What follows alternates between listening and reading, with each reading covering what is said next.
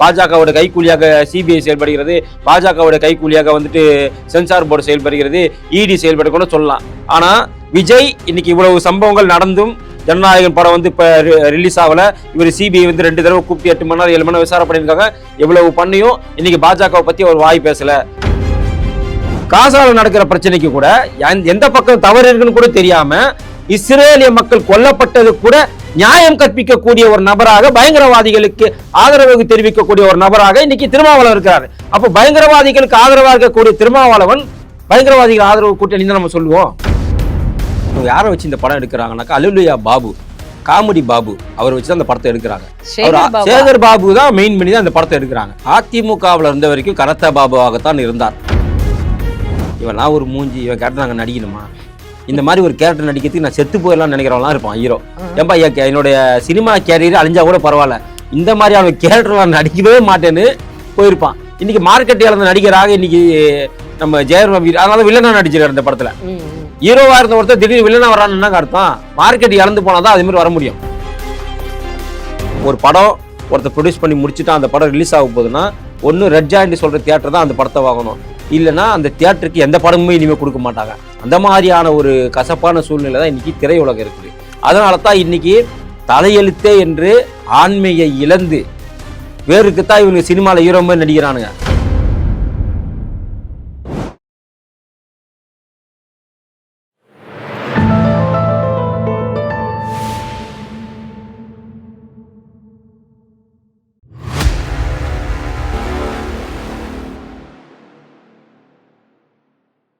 தாமரை TV நேயர்களுக்கு அன்பான வணக்கம். இன்று நமது நேர்காணலில் சிறப்பு விருந்தினர் தமிழக பாஜகவின் சமூக ஊடக பிரிவு மாநில பொறுப்பாளர் ஃபயர் சதீஷ் அவர்கள் நம்முடன் இருந்திருக்கார். சார் வணக்கம்.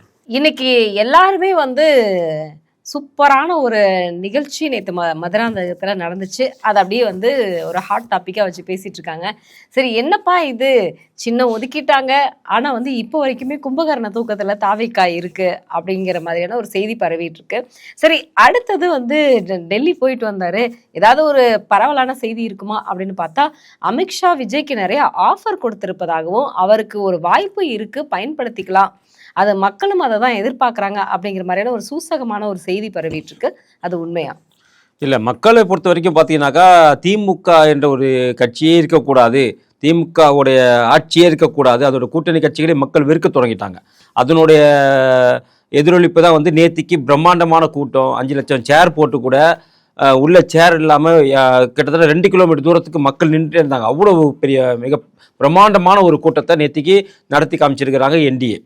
அப்போது என்டிஏல இன்னும் பல கட்சிகள் சேரும்போது இன்னும் அது வந்துட்டு எங்களுக்கு பலமாக தான் இருக்கும், திமுக கட்சியை பலவீனப்படுத்தும். இது ஒன்று. இன்னொன்று, நாங்கள் வந்துட்டு அவருக்கு ஆஃபர் கொடுக்க வேண்டிய அவசியம்லாம் எங்களுக்கு இல்லை. ஏன்னு கேட்டீங்கன்னாக்கா அவர் வைக்கக்கூடாத இடத்துல கையை வச்சுட்டாரு. பிரச்சனை என்னென்னா, அவர் ஸ்டாலினை கேட்குறாரா கேட்கட்டும், உதயநிதியை கேட்குறாரா கேட்கட்டும், அந்த அமைச்சர்களை பேசுகிறாரா பேசட்டும். ஆனால் 12 வருஷமாக எந்த ஒரு ஊழல் புகாருமே எங்கள் மேலே கிடையாது. எந்த ஒரு அமைச்சர், மத்திய அமைச்சர், எந்த அமைச்சர் மேலேயுமே ஒரு ஊழல் புகார் கிடையாது. பாஜக ஆளுகிற எந்த மாநிலத்திலுமே சட்டம் ஒழுங்கு பிரச்சனை கிடையாது. அப்படி இருக்கும்போது எவ்வளவுக்கு எவ்வளவு அவர் திமுகவை சீண்டுகிறாரோ அவ்வளவுக்கு அவ்வளவு பாஜகவை சீண்டிருக்காரு கடந்த காலத்தில். அதை தவறு என்று இப்போ உணர்ந்திருப்பார். அதாவது அவர் அப்படி சீன்றதுனால இவர் கூப்பிட்டு நம்ம ரைடு பண்ணோம், இவர் வந்து நம்ம கூப்பிட்டு சிபிஐ பேசணும் அப்படிங்கிறதுலாம் கிடையாது. அவர் இப்போ உணர்ந்திருப்பார் எவ்வளவு பவர்ஃபுல்லான கட்சி பாஜக, எவ்வளவு பவர்ஃபுல்லாக ஒரு நாட்டை ஆண்டு கொண்டிருக்கிறது அப்படிங்கிறத. என்னைக்கு அவர் சிபிஐக்கு போயிருப்பாரோ அன்னைக்கு அவருக்கு கண்ணு கூட அது தெரிஞ்சிருக்கும் அவருக்கு. ஏன்னாக்கா அங்க என்ன மாதிரியான விசாரணைகள் இருக்கும், அவங்க வந்து பாரபட்சம்லாம் பார்க்க மாட்டாங்க. உங்களுக்கு தெரியும், இவங்களாம் சொல்லலாம் பாஜகவோட கைக்கூலியாக சிபிஐ செயல்படுகிறது, பாஜகவோட கைக்கூலியாக வந்துட்டு சென்சார் போர்டு செயல்படுகிறது, இடி செயல்பட கூட சொல்லலாம். ஆனா விஜய் இன்னைக்கு இவ்வளவு சம்பவங்கள் நடந்தும் ஜனநாயகன் படம் வந்து இப்போ ரிலீஸ் ஆகல. இவர் சிபிஐ வந்து 2 தடவை கூப்பிட்டு 8 மணி நேரம் 7 மணி நேரம் விசாரணை பண்ணியிருக்காங்க. எவ்வளவு பண்ணியும் இன்னைக்கு பாஜகவை பற்றி அவர் வாய் பேசல, இன்னைக்கு மத்திய அரசை பற்றி வாய் பேசல, இன்னைக்கு வந்து மோடியை பற்றி பேசல, அமித்ஷாவை பற்றி பேசலைனாக்கா இப்பொழுதுதான் அவருக்கு புரிதல் கிடைத்திருக்கிறது. நாம இவ்வளவு நாள் தப்பா பேசியிருக்கிறோம், திமுகவோட இவங்களை இணைச்சி பேசுனதே தவறு, பாஜக அப்படிப்பட்ட கட்சி கிடையாது என்பதை அவர் இப்போது உணர்ந்திருப்பார். ஏன்னாக்கா சிபிஐ நடுநிலையாக அவர் விசாரித்திருக்கிறது தான் அதில் உண்மை. அது இல்லாமல் இவர் பண்ண தப்பையும் சிபிஐ சுட்டி காட்டியிருக்கிறது. அமலாக்கத்துறை அறிக்கையின்படி இவருடைய கட்சிக்கு எங்கிருந்து நிதி வருது, அந்த மாதிரியான விஷயங்களும் கூட சிபிஐ எடுத்திருக்கிறதாக தகவல் இருக்கு. அமலாக்கத்துறை என்ன சம்பந்தம்? ஒரு சில இப்போ நீங்கள் அந்த கேள்வி கேட்குறீங்க, ஒரு கேள்விக்கு மட்டும் நான் பதில் சொல்கிறேன்னா, இப்போ என்ன ஏன் கேள்வி வச்சு நீங்கள் என்ன மடக்குவீங்க இல்லையா, என்னோட பதிலை வச்சு மடக்குவீங்க இல்லையா, அது போலத்தான் சிபிஐ இந்த விசாரணையில் ஒரு கேள்வி கேட்கும் போது அந்த விசாரணையில் அவர் பதில் சொல்றாரு, அந்த பதில் அவர் மாட்டிக்கிறார். இல்லைனாக்கா ஒரு தடவை மட்டும் தான் கூப்பிட்டுருப்பாங்க, 2வது தடவை கூப்பிடணும். அவர் கொடுத்த பதில்களே சில கேள்விகள் இருக்குது, அதனால தான் 2வது தடவை கூப்பிட்டு 7 மணி நேரம் விசாரிக்கிறாங்க. அப்போ இதுல எல்லாமே இன்க்ளூட் ஆக தானே செய்யும். அது இடியும் உள்ள வரும், சிபிஐயும் உள்ள வரும், உங்களுக்கு வருமான வரித்துறையும் உள்ள வரும், எல்லாமே அதில் வரும். அப்போ நீங்கள் இப்போ ஜனநாயகம் படத்தோடைய விஷயமும் அதில் உள்ள வரும். அதில் நீங்கள் எவ்வளோ சம்பளம், ஏன்னா உங்களுக்கு ஆல்ரெடி ஒரு ஹைகோர்ட்டில் அவருக்கு கிட்ட கேஸ் இருக்குது, ஒரு 1.5 கோடிக்கு கிட்டத்தட்ட நீங்கள் வருமான வரி செலுத்தலன்னு சொல்லிட்டு கேஸ் இருக்குது, அவர் மேல்முறையீடு பண்ணியிருக்கிறாரு. அப்போது விஜய் ஒன்றும் யோகியம் இல்லையே. கண்டிப்பா சார். இப்போ விஜய் உங்களை சீண்டிட்டாரு அப்படின்னு நீங்க சொல்றீங்க. ஆனா உங்களோடு கூட்டணி வச்ச திமுக, உங்களோட கூட்டணி அமைச்ச அதிமுக, மோடியா இந்த லேடியான்னு பார்த்துக்கலாம் அப்படின்னு சொன்ன முன்னாள் முதலமைச்சர் ஜெயலலிதா அவர்கள், சரிங்களா, இப்போ அவங்கெல்லாம் பேசாததை தான் விஜய் பேசிட்டாரா? எங்களோட கூட்டணி வைத்தார் என்பதற்காக நாங்கள் சுப்ரீம் கோர்ட்டில் அவருக்கு வழக்கு தள்ளுபடி பண்ணிட்டாங்களா? இல்லையே. ஜெயலலிதா சிறைக்கு தானே போனாங்க, சசிகலா சிறைக்கு தானே போனாங்க இல்லையா? சிறைக்கு போனாங்களா இல்லையா? எங்களோட கூட்டணி வைத்தாங்க நாங்கள் பாவம் பார்த்து விட்டுட்டோமா, இல்லை திரும்பவும் எங்கள் கூட பேசாததுனால நாங்கள் வேண்டிய தண்டனை கொடுத்தோமா? கிடையாது. சட்டம் தன் கடமையை செய்யும். அது திமுகவாக இருந்தாலும் அதிமுகவாக இருந்தாலும் எந்த கட்சியாக இருந்தாலும், பாஜக இந்த மாதிரி விஷயத்தில் ஊழல் படிந்த கட்சிகளோட விஷயத்தில் பாஜக என்றைக்குமே தலையிடாது. அவங்க ஊழல் பண்ணால் தண்டனை அனுபவிச்சு தான் ஆகணும். அதில் விஜயாக இருக்கட்டும், யாராக இருக்கட்டும். இப்போ விஜய்க்கு ஒரு ஆப்ஷன் இருக்கு அப்படிங்கிற மாதிரியான ஒரு செய்தி இருக்கு. அந்த ஆப்ஷன் என்டிஏ கொடுத்துருக்கா இல்லை காங்கிரஸ் கொடுத்துருக்கா? இல்லைங்க, இப்போ என்னை பொறுத்த வரைக்கும் விஜயும் திமுகவை எதிர்க்கிறாரு, நாமளும் திமுகவை எதிர்க்கிறோம், சரிங்களா? அப்போ திமுகவை எதிர்க்கக்கூடிய அனைத்து சக்திகளுமே கொள்கைகளை மறந்து, கோட்பாடுகளை மறந்து, சித்தாந்தத்தை மறந்து ஒன்றாக இணைந்து அவர்களை வேரோடு மண்ணாக அகற்றப்பட வேண்டும். திமுக என்ற ஒரு கட்சி, திமுக என்ற ஒரு ஆட்சி, திமுக என்ற ஒரு குடும்ப ஆட்சி இங்க இருக்கக்கூடாது. அப்படி இருக்கும்போது இந்த இடத்துல ஒருமித்த கருத்து உள்ள எல்லாருமே திமுகவை வீழ்த்த வேண்டும் என்ற ஒரு குறிக்கோளோடு இணைஞ்சாங்கனாக்கா கட்டாயமாக அது விஜய்க்கும் பொருந்தும். விஜய் வந்தா கூட வேணாம் என்று சொல்லக்கூடிய கல்நெஞ்ச படத்த கூட்டணி எங்களோட கூட்டணி கிடையாது. வந்தா தாராளமாக ஏற்றுக்கொள்வோம். விஜய் வரானா அவருக்கான மரியாதை, அவருக்கான கௌரவம் கண்டிப்பாக கொடுக்கப்படும். அதற்காக விஜய் சித்தாந்த வேறு, எங்க சித்தாந்த வேறு என்பதுல எங்களுக்கு உடன்பாடு கிடையாது. அவங்க சித்தாந்த வேற, எங்க சித்தாந்த வேற. அவர் எங்களை கூட தான் பாசிச சக்தின்னு சொல்றாரு.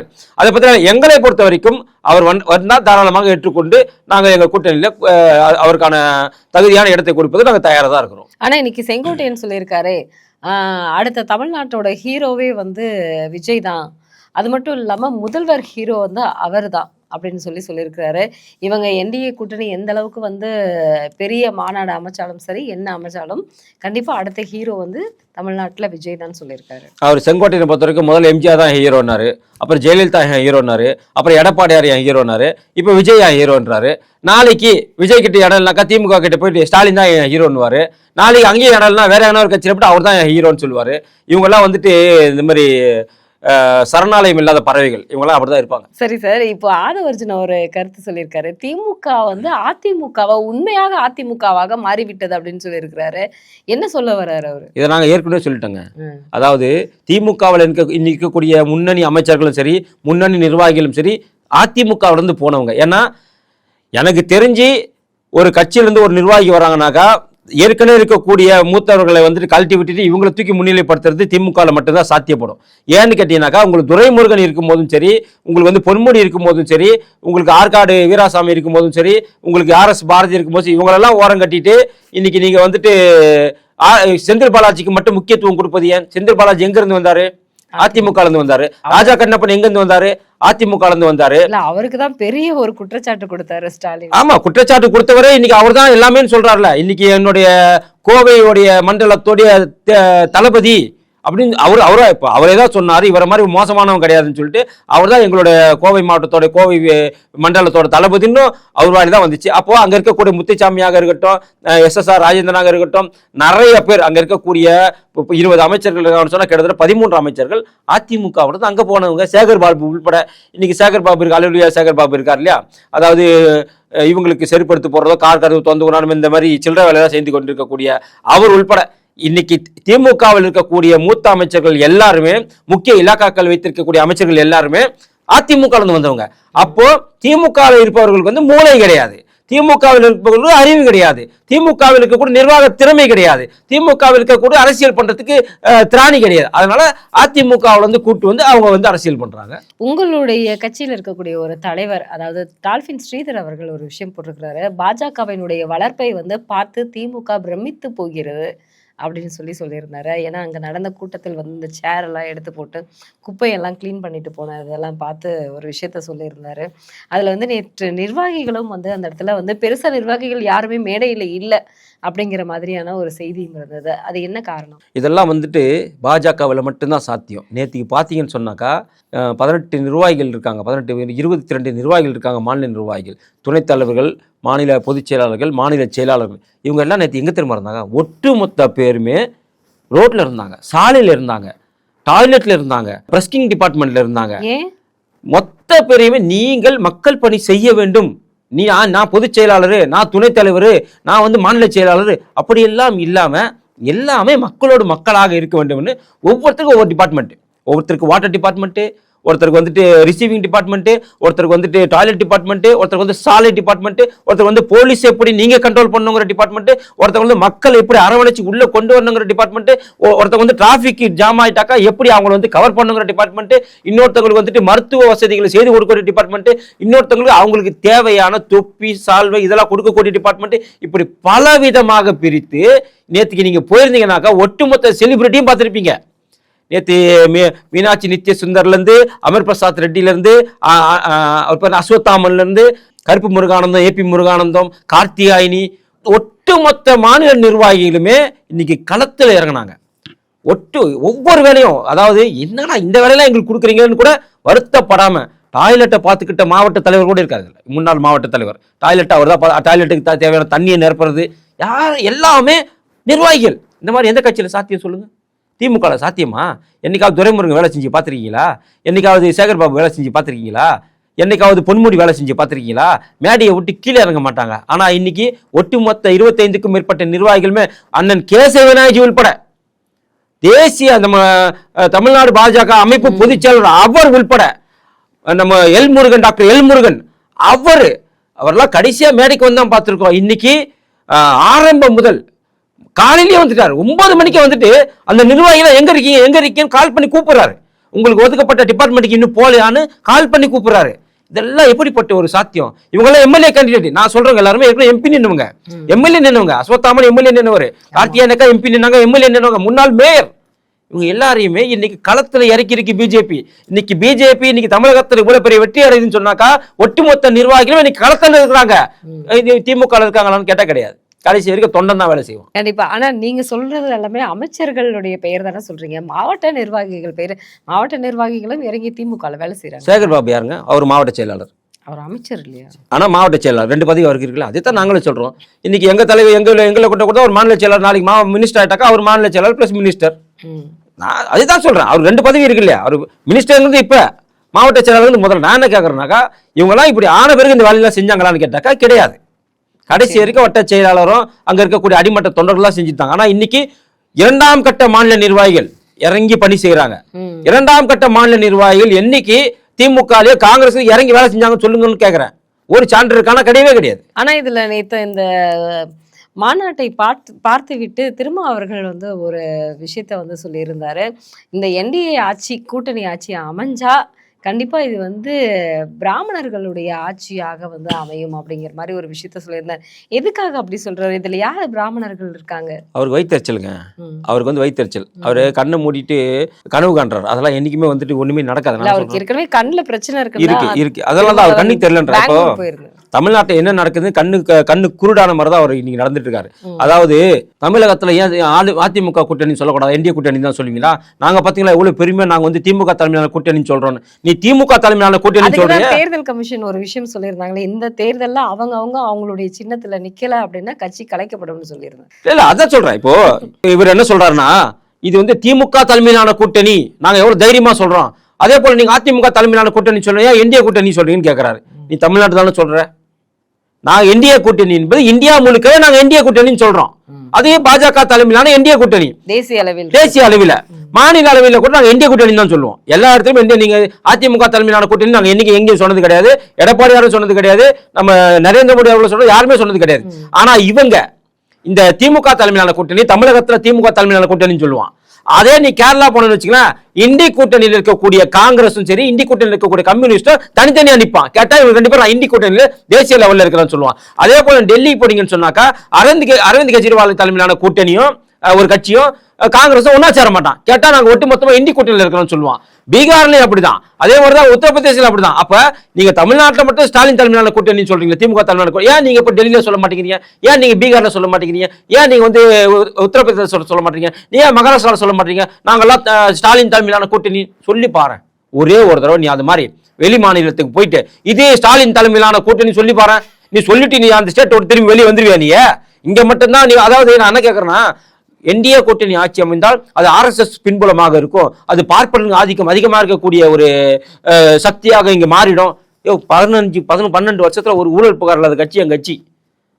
நாங்க கஷ்டப்பட்டு மக்களை சந்திச்சு எங்கள் திட்டங்களை சொல்லி 18% ஓட்டு வாங்கி வச்சிருக்கிற கட்சி எங்க கட்சி. உன்ன மாதிரி பிளாஸ்டிக் சேருக்கு ஆசைப்பட்டு, உன்ன மாதிரி 2 சீட்டுக்கு ஆசைப்பட்டு அவன் செய்யக்கூடிய தப்புகளுக்கெல்லாம் சரி சரி என்று மண்டையாட்டி கொண்டு, அவன் செய்யக்கூடிய கெட்ட காரியங்கள்லாம் சரி சரி என்று மண்டையாட்டி கொண்டு கூட நின்று நாங்க ஒத்துவதில்லை.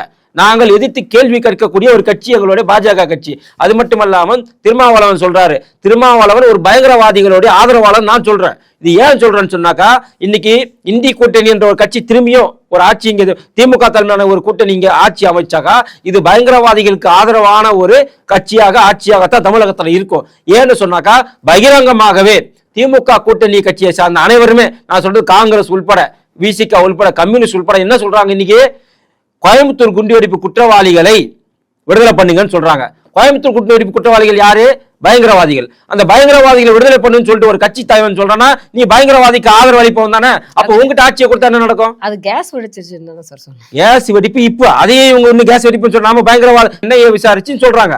அதே போல நிறைய சம்பவங்கள் இன்னைக்கு காசால நடக்கிற பிரச்சனைக்கு கூட எந்த பக்கம் தவறு இருக்குன்னு கூட தெரியாம இஸ்ரேலிய மக்கள் கொல்லப்பட்டது கூட நியாயம் கற்பிக்கக்கூடிய ஒரு நபராக, பயங்கரவாதிகளுக்கு ஆதரவு தெரிவிக்கக்கூடிய ஒரு நபராக இன்னைக்கு திருமாவளவன் இருக்கிறார். அப்ப பயங்கரவாதிகளுக்கு ஆதரவாக இருக்கக்கூடிய திருமாவளவன் பயங்கரவாதிகள் ஆதரவு கூட்டணி நம்ம சொல்லுவோம்.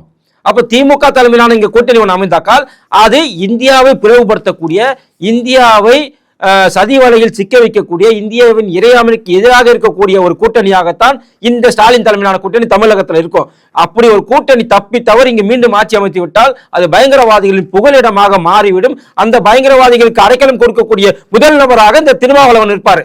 ஏன்னா அவர் அதனால்தான் பயப்படுறாரு. இப்ப அவர் ஏன் பயப்படுறாருன்னா, இங்க பிஜேபி கூட்டணி ஆட்சிக்கு வந்துச்சாக்கா இங்க ஒரு பயங்கரவாதி கூட இருக்க முடியாது, இங்க ஒரு பயங்கரவாத செயல் கூட நடக்க முடியாது, இந்தியாவுக்கு விரோதமாக ஒரு செயல் கூட இங்க செய்ய முடியாது.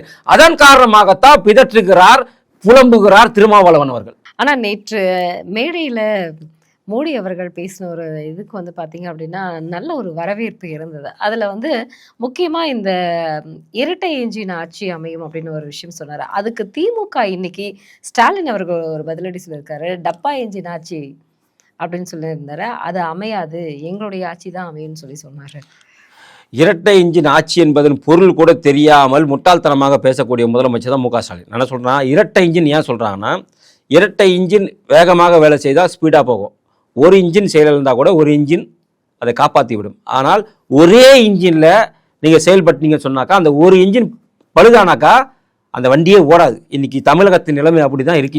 கூட்டணி ஆட்சி அமைங்க அப்படின்னு திமுகவுக்கு வந்து வலியுறுத்தல் கொடுக்குறாரு. உண்மை அதுதான். பின்ன அதாவது ஒரு தேசிய ஜனநாயக, நாங்கள் வந்து என்டிஏ கூட்டணி, நாங்கள் ஆட்சி அமைத்தால் இவங்களுக்கு பங்கு தரோம், நீ ஆட்சி அமைச்சா அவங்களுக்கு பங்கு. நாங்கள் ஏன் இரட்டை, அதாவது நீங்க இந்த கூட்டணி பங்குங்கிறத விட எனக்கு இப்போ நான் இப்போ பிஜேபி கொண்டு வரக்கூடிய திட்டங்களுக்கு திமுகவுடைய தலைவரும் சரி, நல்ல திட்டங்கள் கொண்டு வர திட்டங்கள்லாம் நீ ஆதரவு தெரிவித்து அவங்க கூட இணைஞ்சு போனா அது இரட்டை இன்ஜின். புரியுதுங்களா? அதாவது இது நீ சித்தாந்தம் வேற, கொள்கை வேற, ஆனால் திட்டங்களுக்கு ஒப்புதல் அளிப்பது வேற, திட்டங்களை செயல்படுத்துவது வேற, மத்திய அரசுடன் இணைந்து மக்களுக்காக செயல்படுவது வேற. அதைத்தான் நாம ரெட்டை இன்ஜின் சொல்றோம்.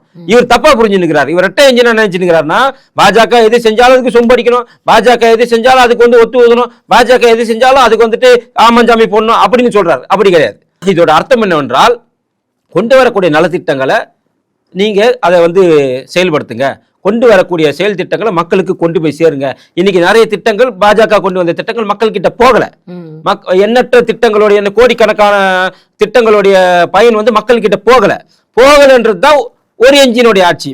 இதே இரட்டை என்ஜின் இவனு சேர்ந்து செயல்பட்டா அப்படின்னு சொன்னாக்கா மொத்த திட்டங்களும் மக்களுக்கு போய் சேரும். அதைத்தான் அவர் சொல்றாரு தவிர மற்றபடி நீ வந்து பிஜேபிக்கு ஜிங்க் அடிக்கணும், பிஜேபிக்கு வந்து சொம்படிக்கணும், பிஜேபி கூட நீ ஒத்துன்னு அப்படிலாம் நாங்க சொல்லவே இல்லை. திட்டங்கள் கூட அனுசரிச்சு போங்கன்னு சொல்றோம். இன்னைக்கு ஒரு படத்தோட டீசர் வந்து வெளியாயிருக்கு. இதுல வந்து அமைச்சர் ஒருவருடைய வரலாற்றை இதில் வந்து முக்கியமாக படமாக எடுத்திருப்பதாக ஒரு தகவல் வெளியாயிருக்கு. அதுல முக்கியமாக நம்ம நேயர்களுக்கு புரிகிறபடி சொல்லணும்னா ஜெயம் ரவி, அதாவது அவரை ரவிமோகன் அப்படின்னு பெயர் மாற்றியிருக்காரு. ஜெயம் ரவி அவர்களுடைய படம் கராத்தே பாபு அப்படின்னு அந்த டீசர் வெளியாயிருக்கு. நான் வந்து அரசியல் பண்றதுக்காக, அதாவது தொழிலுக்காக அரசியல் பண்றவங்கள அரசியலே தொழிலா பண்றவன் அப்படிங்கிற மாதிரியான ஒரு டயலாக் இருக்கு அதுல. அதுதான் இன்னைக்கு பெரிய விமர்சனமா வந்து நிறைய பெரிய கருத்தா இது ட்ரெண்டிங்ல போயிட்டு இருக்கு. இந்த கருத்தை நீங்க எப்படி பாக்குறீங்க? அந்த கராத்தே பாபுன்னு ஏன் பேர் வச்சாங்க? அதிமுகவில் இருந்த வரைக்கும் கராத்தே பாபுவாகத்தான் இருந்தார். இந்த யாரை குறிக்கும் அப்படின்னா, இவங்க யாரை வச்சு இந்த படம் எடுக்கிறாங்கன்னாக்கா அல்லேலூயா பாபு, காமெடி பாபு அவர் வச்சு அந்த படத்தை எடுக்கிறாங்க. சேகர் பாபு தான் மெயின் பண்ணி தான் அந்த படத்தை எடுக்கிறாங்க. அறநிலைத்துறை அமைச்சர். ஆமா, அறநிலைத்துறை அமைச்சர். அவர் அதிமுகவில் இருந்த வரைக்கும், அதிமுகவுக்கு வருவதற்கு முன்னாடி வரைக்கும் கராத்தே பாபுவாகத்தான் இருந்தார். எப்போது அவர் திமுக தாவினாரோ அப்பொழுது அவர் காமெடி பாபுவாக மாறிவிட்டார். அது மட்டுமல்லாமல் என்ன சொல்றது, காலாவதியான பாபுவாக மாறிவிட்டார், அடிமை பாபுவாக மாறிவிட்டார், அடிமைகளுடைய தலைவனாக மாறிவிட்டார். எத்தனை அடிமைகளை கூட்டி போய் சேர்க்கலாங்க, யாருக்கு கார் கதவை திறந்து விடலாம், யாருக்கு செருப்பு எடுத்து போடலாம், யாருக்கு வந்து ஸ்பெஷல் தரிசனம் வாங்கி கொடுக்கலாம், எப்படியெல்லாம் ஊழல் பண்ணி தங்கத்தை கொள்ளையடிக்கலாம், எப்படிலாம் ஊழல் பண்ணி ஒவ்வொரு கும்பாபிஷேகத்துல எப்படிலாம் கொள்ளையடிக்கலாங்கிற பாபுவாக அவர் மாறிவிட்டார்.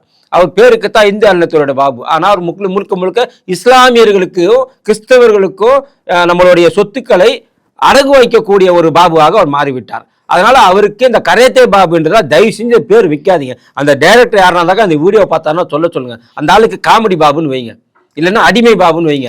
அதுதான் அவருக்கு பொருந்தும். ஆனா அந்த டீசர்ல அந்த போஸ்டர்லாம் நீங்க பாத்திருப்பீங்க இல்லையா? அந்த சட்டசபையில அந்த சேகர் பாபு ஒவ்வொரு அமைச்சர்களுக்கும் அந்த இருப்பிடம்னு அதுல சேகர் பாபு அவர்கள் அமர்ந்திருந்து அவர் கையை நீட்டி ஒரு இதுல வந்து பேசுவது போல ஒரு இது நம்ம வந்து சட்டப்பேரவையில அவை குறிப்பிலே இருக்கும். அந்த மாதிரியான ஒரு போஸ்டர் தான் வந்து வெளியாயிருக்கு. இது அது இல்லாம வந்து நான் வந்து அரசியலுக்காக வந்ததில்ல, தொழிலுக்காக தான் அரசியலுக்கு. அந்த டைலாக் எல்லாம் பார்க்கும் பொழுது பாத்தீங்க அப்படின்னா அது வந்து அவர் ஒரு பின்னடைவா இருக்காதா இதெல்லாம்? இல்ல, அவரை ஹீரோவா காட்டணும்னு நினைச்சிட்டு காமெடியா தான் காட்டுறாங்க. எனக்கு தெரிஞ்சு நீ வேற எவ்வளோ பேர் இருக்காங்க. கக்கன் இருக்காரு, காமராஜ் இருக்காரு, அம்பேத்கர் இருக்காரு. இவங்களாம் சட்டசபையில பாராளுமன்றத்தில் அவ்வளோ பெரிய ஜாம்பவன்களாக இருந்தவங்க. அவங்களெல்லாம் பற்றி படம் எடுக்காம இந்த காமெடி பீஸை வச்சு நீ இவனுடைய ஸ்டோரின்னு ஒரு படத்தை எடுக்கிறீங்கன்னு சொன்னாக்கா அந்த டைரக்டர் எப்படிப்பட்ட டைரக்டராக இருப்பான்? அதுக்கு நடிக்கிற எனக்கு நல்ல ஒரு மரியாதை இருந்ததுங்க ரவி மோகன் மேலே, ஜெயம் ரவி மேலே.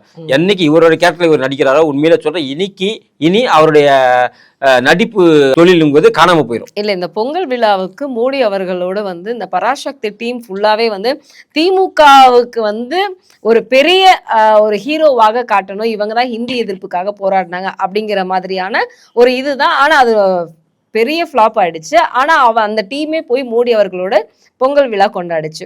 அடுத்தது வந்து இன்னைக்கு, அதாவது சிவகார்த்திகேயன் ஆகட்டும், இன்னைக்கு ரவிமோகன் ஆகட்டும், இந்த டீமே வந்து திமுகவோடு இணைந்து படத்தையே வந்து இப்படி வந்து மாத்தி ஏன்னா அவர்களுடைய இமேஜும் அதுல போகும் இல்லையா? என்ன காரணத்தினால் வந்து இவங்க இந்த நடிகர்கள் எல்லாம் திமுகவோடு இணைகிறார்கள்? வேற வழி இல்லைங்க. இன்னைக்கு ஒட்டுமொத்த இன்னைக்கு திரை உலகமும் இன்னைக்கு உதயநிதி கண்ட்ரோலில் இருக்குது. தியேட்டர் வேணும்னாலும் நீங்கள் உதயநிதி தான் கேட்கணும், ப்ரொடியூசர் வேணுனாலும் அவங்ககிட்ட தான் கேட்கணும். இப்போ யார் படத்தை வாங்கி விற்கணும், யார் படத்தை ரிலீஸ் பண்ணணும், யார் படத்தை ரீரிலீஸ் பண்ணணும், யார் படத்தை யார் டிஸ்ட்ரிபியூட் பண்ணணும், இது எல்லாமே முடிவு எடுக்கக்கூடிய ஒரு இடமாக ரெட் ஜாயிண்ட் இன்னைக்கு இருக்குது. ஒரு படம் ஒருத்தர் ப்ரொடியூஸ் பண்ணி முடிச்சுட்டா அந்த படம் ரிலீஸ் ஆக போகுதுன்னா ஒன்று ரெட் ஜாயிண்ட் வாங்கணும், இல்லை ரெட் ஜாயிண்ட் கையை காட்டக்கூடிய ஒரு நபர் தான் அந்த படத்தை வாங்கணும். ஒன்று ரெட் ஜாயிண்ட் சொல்கிற தியேட்டர் தான் அந்த படத்தை வாங்கணும், இல்லைன்னா அந்த தியேட்டருக்கு எந்த படமுமே இனிமேல் கொடுக்க மாட்டாங்க. அந்த மாதிரியான ஒரு கசப்பான சூழ்நிலை தான் இன்றைக்கி திரையுலகம் இருக்குது. அதனால தான் இன்றைக்கி தலையெழுத்தே என்று ஆண்மையை இழந்து பேருக்குத்தான் இவங்க சினிமாவில் ஹீரோ மாதிரி நடிக்கிறானுங்க. இந்த மற்றபடிலாம் இவங்க சினிமாவில் ஹீரோவாக இருந்தால் நிஜத்தில் இவங்க ஜீரோ. உண்மையிலே எதிர்த்து பேசுவதற்கோ இல்லை எதிர்த்து குரல் கொடுவதற்கோ திராணியற்ற நபர்கள் என்று சொன்னா இந்த நிறைய. கராத்தே பாபு அப்படின்னு சொல்லக்கூடிய இந்த படத்துல, அதாவது ரவிமோகனுக்கும் சேகர் பாபுக்கும் எந்த இடத்துல வந்து ஓரளவுக்காவது அந்த பொருத்தம் அப்படின்னு ஒண்ணு இருக்கும் இல்லையா? இவர் வந்து இந்த ஹீரோ வந்து இவரை மாதிரி ஒரு அளவுக்கு பார்க்க இருக்கிறாரு, அதனாலதான் இவரை செலக்ட் பண்ணிருக்காங்க அப்படின்னு அந்த பொருத்தம் வந்து இருக்கா ஜெயம் ரவி கிட்ட? இல்ல அவங்க என்ன நினைச்சிட்டாங்கன்னா சேகர் பாபு இப்படி எல்லாம் இருந்திருப்பார், அதாவது சேகர் வேற யாரும் ஒத்துருந்துருக்க ஓ, மாட்டாங்க, இளமையில இருந்திருப்பாங்களா? வேற யாரும் சேகர் பாபு கேரக்டர் நடிக்க மாட்டேன்னு சொல்லியிருப்பாங்க. ம். இவன் ஒரு மூஞ்சி, இவன் கேரக்டர் நாங்கள் நடிக்கணுமா, இந்த மாதிரி ஒரு கேரக்டர் நடிக்கிறதுக்கு நான் செத்து போயிடலாம்னு நினைக்கிறவங்களாம் இருப்பான் ஹீரோ. ஏன்பா என்னுடைய சினிமா கேரியர் அழிஞ்சா கூட பரவாயில்ல, இந்த மாதிரி அவன் கேரக்டர்லாம் நடிக்கவே மாட்டேன்னு போயிருப்பான். இன்னைக்கு மார்க்கெட் இழந்த நடிகராக இன்னைக்கு நம்ம ஜெயம் ரவி, அதனால வில்லனா நடிச்சிருக்காரு இந்த படத்துல. ஹீரோவா இருந்த ஒருத்தர் திடீர்னு வில்லனா வரான்னு அர்த்தம், மார்க்கெட் இழந்து போனாதான் அது மாதிரி வர முடியும். அப்ப மார்க்கெட் இழந்த ஒரு நடிகர் தான் சேகர் பாபு மாதிரியான ஆட்கள் ஒரு பிம்பத்தில் நடிக்க முடியுமே தவிர, நீங்க இதே படத்தை வேற யாரும் நடிக்க சொல்லுங்களேன், விஜய் சேதுபதி நடிச்சிருவாரா, கமலஹாசன் நடிக்க சொல்லல, அப்ப நீங்க உங்க சேகர் பாபு கேரக்டர் பண்றப்ப உங்க கூட்டணி கட்சி தானே சொல்ல பண்ணுவார், ரஜினி படம் சொல்ல பண்ணுவாரா? மார்க்கெட் இழந்த நடிகர்கள் தான் இவனோட இந்த மாதிரியான கேரக்டர்ல நடிப்பாங்க. அப்புறம் ஜெயம் ரவிக்கு மார்க்கெட் போயிடுச்சு. ஆமா, மார்க்கெட் இல்ல, அதனால வில்லனா நடிக்கிற நீ என்ன சமீபத்தில் நடிச்ச படம் பெரிய ஹிட் ஆயிடுச்சு சொல்லுங்க, எந்த படத்தை நடிச்சாரு சொல்லுங்க இண்டிவிஜுவலா? அவர் என்னைக்கு பொது வாழ்க்கையில அவருடைய திருமண வாழ்க்கையில ஒரு பிரச்சனைகள் வந்ததோ, என்னைக்கு மனைவியை பிரிஞ்சுட்டு துணைவி கூட ஊர் சுத்த ஆரம்பிச்சாரோ, அப்ப திமுக கூட தான் சேருவார் அவரு.